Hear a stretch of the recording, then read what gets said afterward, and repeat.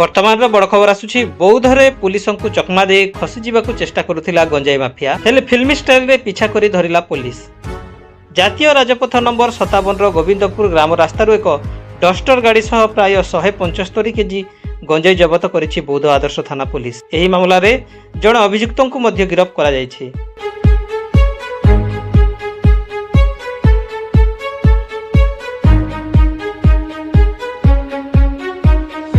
सूचना अनुसार गंजेई चालान नहीं खबर पाइबा परे बौद्ध एसपी कुलदीप मीनाଙ୍କ निर्देशन आईआईसी नलिनीकांत दासଙ୍କ नेतृत्व में महानदी ब्रिज छक निकट में नाकाबंदी करा जायथिला। एही समय रे बाउसुणी पटु आसुथिबा एक डस्टर गाड़ी पुलिस को देखि द्रुत गति रे फेरी जिबाकु चेष्टा करिथिला। पुलिस गाड़ीटी को दीर्घ 8 किलोमीटर पर्यंत पिछा करिथिला।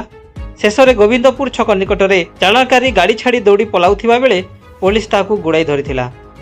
मजिस्ट्रेट उपस्थित में गाड़ी जांच हेबा परे सेथिरु 175 केजी गंजेई बाहरी।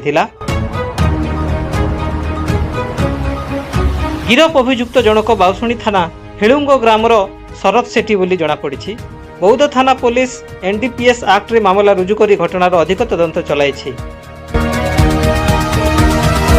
बौद्धरू कुना बेहरांको रिपोर्ट KWMI।